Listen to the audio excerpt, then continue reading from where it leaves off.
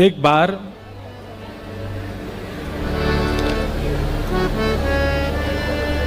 ठाकुर जी पर नाराज है गई श्री जी, मान लीला कर रही हैं। तो ठाकुर जी ने पूछी, आप काय बात को मान कर रही हो?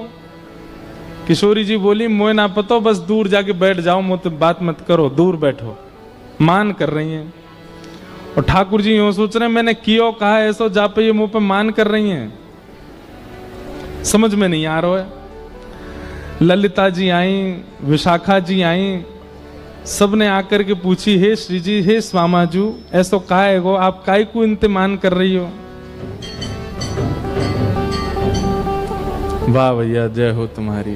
पंजाबी हैं भैया, सबरे ढोल बजा रहे हैं। तो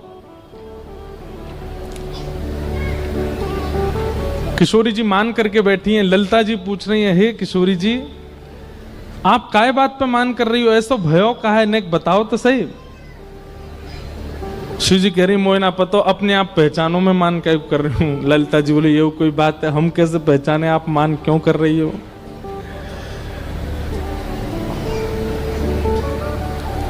कछु बना के पवा दें, कछु नयो श्रृंगार धरा दें, कैसे करें, आप कैसे मानोगी, कैसे रीझोगी?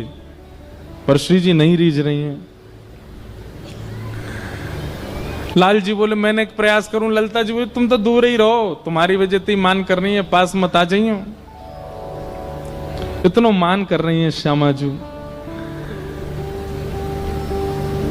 सुबह से शाम है गई, तब ललिता जी ने पूछी है पास जाके कि हे श्यामाजू, आपके मान को कारण कहा है, कहा बात है?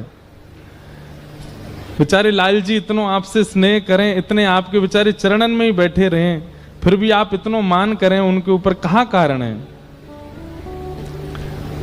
किशोरी जी कह रही हैं, आज ये एक मणि पहन करके आए हैं और वह मणि में एक गोपी को चित्र बन रहा है। समझ में आई बात? किशोरी जी कह रही हैं, आज एक मणि पहन करके आए और वह मणि में एक गोपी को चित्र बन रहा है। वह गोपी के चित्र को देख करके मोह मान हेरो है, जन कौन सी नई गोपी इनने अपने वश में कर ली है और वही की मणि पहन के घूम रहे हैं। ऐसो प्रेम तो हम तो ना कियो इनने, हमारे चित्र की मणि कभी ना पहनी, एक गोपी की मणि चित्र की पहन के आए हैं। ललिता जी गई ठाकुर जी के पास और ठाकुर जी के पास जाकर के बोली, इतको आओ, निक दिखाओ, ऐसी कैसी मणि पहनी है आपने जहां में कोई गोपी दिख रही है? ठाकुर जी पास गए तो आज ठाकुर जी नीली नीली मणि पहन करके आए। ललिता जी ने जैसे ही देखो तो ललिता जी को अपना ही प्रतिबिंब दिखाई दिया।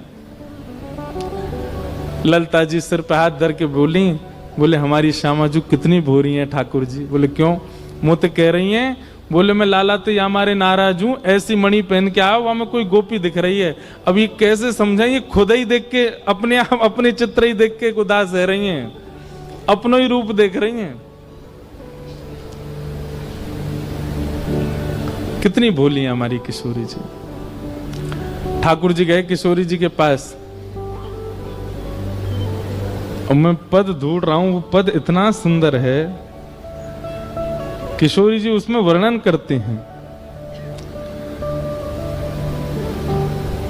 अपने स्वरूप का वर्णन किशोरी जी कर रही हैं। मोते हु रूप गुण आगरी, कहां पाई बिन मोलिनी। किशोरी जी कह रही हैं, बड़े बड़े नैन, बड़े बड़े नैन, काजर उजियारे, कहां पाई बिन मोलिनी। ये ऐसे बड़े बड़े नेत्र वाली काजर लगा करके, मोतु रूप गुण आगरी, मोतु ज्यादा सुंदर, और ज्यो ज्यो या कुछ समीप लऊं ऐसी किलकिला के हंसे, कहां ते लेके आयो? तब अंत में सब सखी हंसन लगी। बोली, हे श्यामाजू, आप तो बहुत भोरी हो, आप इतनी देर ते अपने ही रूप को वर्णन कर रही हो जी, आप खुद ही को देख रही हो, वो प्रतिबिंब है मणि में। किशोरी जी ने जैसे ही सुनी कि मैं अपनो ही रूप देख करके ठाकुर जी पे मान कर रही, तो शर्मा के श्री जी चली गई जमुना जी के तट पे। और लाल जी विचार करें, हमारी श्यामाजू भोरी कितनी है। ऐसी किशोरी जी। बंधुओं, ये वृंदावन रस रीति जो है ना प्रेम की, यहां पर छल मत कीजिएगा, यहां पर कपट मत कीजिएगा, यहां पर चतुराई मत दिखाइएगा। हमारी किशोरी जी बहुत भोली है, इसीलिए हमारे वृंदावन के मंदिरों में किशोरी जी का प्रत्यक्ष दर्शन नहीं है, क्योंकि हम चतुर बहुत हैं, हम छल बहुत है हमारे भीतर, हम कपटी बहुत हैं। और किशोरी जी बहुत सीधी हैं, बहुत सरल हैं, इसलिए ठाकुर जी ने उनको गौड़ कर रखो। बोले मैं खड़ा हूंगा, इनते तो मैं ही जूझूंगो, चतुर शिरोमणि है सबरे। हे श्यामाजू, आपके आगे आके तो ऐसे ऐसे नाटक करेंगे, आप तो दो आंसू देख लेंगे इनकी, इन पर सब कजू बरसाए देंगी। हमारे आप तो घूंघट में ही रहो, भीतर ही रहो, मैं मिलूं इनते।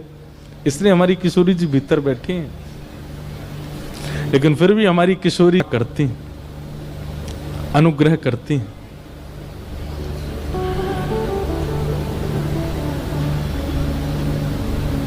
कृपा करती, इसीलिए कहते हैं वृषभानु की किशोरी, सुनी गैया होते भोरी, प्रीत जान के हु थोड़ी, तोहे राखेगी शरण, मन भूल मत जइयो राधा रानी के चरण, श्यामा प्यारी के चरण, महारानी के चरण, भूल मत जइयो राधा रानी के चरण। पर छल कपट बाजी छोड़ करके, चतुराई बन के नहीं। हमारी श्री जी बहुत भोरी हैं, उनके सामने सरल बन के जाओ। आज श्री जी का नाम पूरा वृंदावन गा रहा है, और वृंदावन की वजह से पूरा विश्व गा रहा है, पर कहीं कहीं मन में भय होता है। छल से, कपट से, ईर्ष्या से, द्वेष से, राग से आप यदि इस नाम को गाएंगे, श्री जी कृपा तो कर देंगी, पर ठाकुर जी नाराज हो जाएंगे आपसे। पहले छल को विदा करो, पहले सरलता चित्त में लाओ। हमारे वृंदावन में एक सूरदास हुए, ये भी नेत्र नहीं थे, लेकिन ये भी सूरदास थे, इनको सूरदास सब कहते थे। ये वो वाले सूरदास नहीं है अष्टछाप के कवि, तो नेत्र नहीं थे, खूब यश गाया ठाकुर जी का, और ठाकुर जी प्रकट हो गए इनको दर्शन देने के लिए। ठाकुर जी जैसे प्रकट भये, मधुर सुगंधी आने लगी। सूरदास जी बोले, अरे भैया कहां ते सुगंधी आ रही है? ठाकुर जी बोले, सूरदास तुम्हारो भजन पूरा है गो, अब मैं आ गयो, साक्षात तुम्हारे सामने खड़ा हूं। सूरदास जी तो रोने लगे। ठाकुर जी बोले, अरे मेरे प्रकट हैवे पे पूरा विश्व प्रसन्न होवे, तुम रो रहे हो, क्या बात है? बोले, मैंने यूं कही युगल अइयो, दोनों अइयो, आप अकेले काई को आए? ठाकुर जी बोले, आंध रो या का पतो कि मैं अकेलो आयो, कि श्री जी आई है मेरे संग।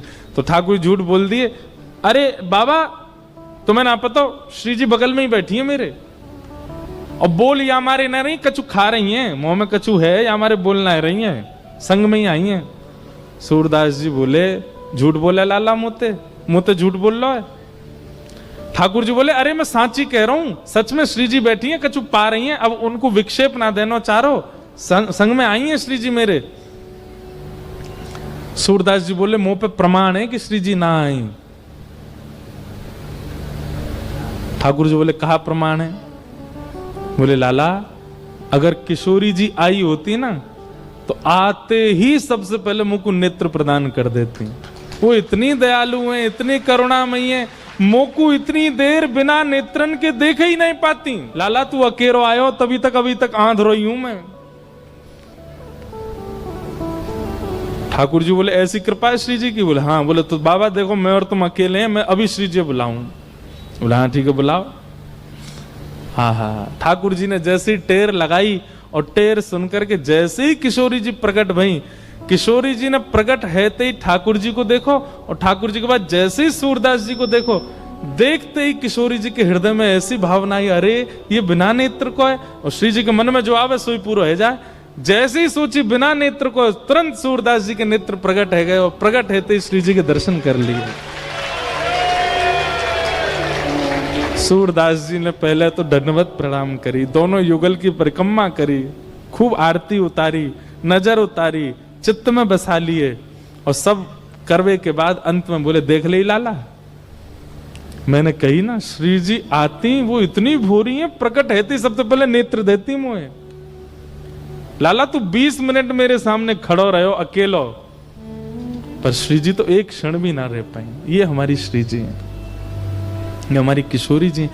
तो इतने सीधेपन को फायदा ना उठानो।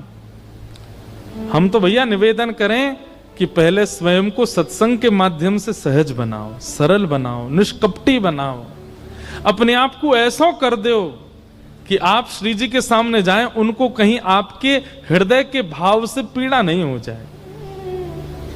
इसीलिए हमारे वृंदावन में लाल जी ने श्री जी को गोपनीय कर रखा है, क्योंकि ठाकुर जी को हम पे भरोसा नहीं है कि हम उनके लायक हैं भी कि नहीं। खूब नाम जप करो, खूब भजन करो, भजन करके श्री जी के योग्य बनो, श्री जी के योग्य बनो। अच्छा एक बात बोलें,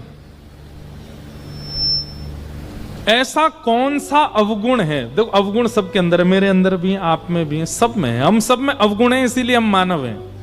पर ऐसा कौन सा अवगुण है जो सबसे ज्यादा अप्रिय है, उसको तो कम से कम निकालें, बाकी के अवगुण धीरे धीरे भजन मार्ग से ठीक हो जाएंगे। सबसे अप्रिय अवगुण कौन सा है किशोरी जी को? ईर्ष्या। कौन सा? ईर्ष्या। ईर्ष्या कब होती है? जब किसी की श्रेष्ठता आप सुनते हैं, किसी की श्रेष्ठता आप देखते हैं, किसी की श्रेष्ठता आपको पता चलती है, तुरंत मन में क्या होता है? ईर्ष्या आ जाती है। और आप जब भी देखना, ईर्ष्या सबके चित्त में आई है, हमारे चित्त में भी आ जाती है, आपके में भी आ जाती है। पर ईर्ष्या जब चित्त में आती है ना, आप देखना, आप हंसोगे, मुख से तो हंसोगे, पर मुख आपका बता रहा होगा सामने वालों को कि हंस नहीं रहा है। आप बोल तो रहे होगे अच्छा, पर उसका भाव पूरा पूरा गलत ही जा रहा होगा। सबसे बड़ा मुखौटा है हमारे मुखमंडल पर ईर्ष्या। क्यों? चित्त में कुछ है, मुख से कुछ निकलवाता, और श्री जी को ये बिल्कुल प्रिय नहीं है। तो क्रोध है, लोभ है, द्वेष, क्रोध है, लोभ है, अहंता है, ममता है, चिंता है, आदि आदि और भी दोष हैं, काम है, आदि आदि। इन सब दोषों को बाद में देखेंगे, बाद में छेड़ेंगे, पहले ईर्ष्या निकालो। ईर्ष्या निकालने के बाद आप कम से कम श्री जी के नाम गाने लायक बन जाओगे। सामने जाने लायक तो फिर भी नहीं हो, पर हां किशोरी जी का नाम गाने की, नाम गाओ और चित्त में श्री जी प्रकट हो, ये होता है नाम गान। नाम गान का मतलब ये नहीं श्री राधा श्री राधा श्री राधा कह रहे हैं, बस कहने मात्र से तो केवल जीवाणु पवित्र हो जाएंगे, पर श्री राधा कहा और तभी तप्त कांचन गौरांगी चित्त में प्रकट हो गई किशोरी जी, ये होता है नाम गान का मतलब। जैसे ही कहा मधुसूदन, तुरंत मधुसूदन चित्त में प्रकट हो गए। जैसे ही कहा मदन मोहन, तुरंत मदन मोहन रूप चित्त में प्रकट हो गया। गिरधर गोपाल, तुरंत भुजा ऊपर धारण किए श्री ठाकुर जी चित्त में प्रकट हो गए। ये होता है नाम गान का मतलब। तो नाम गान की स्थिति तब प्रारंभ हो जाएगी जब ईर्ष्या चली जाए। दर्शन की स्थिति के लिए तो बहुत यत्न करने पड़ेंगे, हमें सरल बनना है, सहज बनना है, तब जाकर के श्री जी की कृपा प्राप्त हो। ऐसी हमारी किशोरी जी।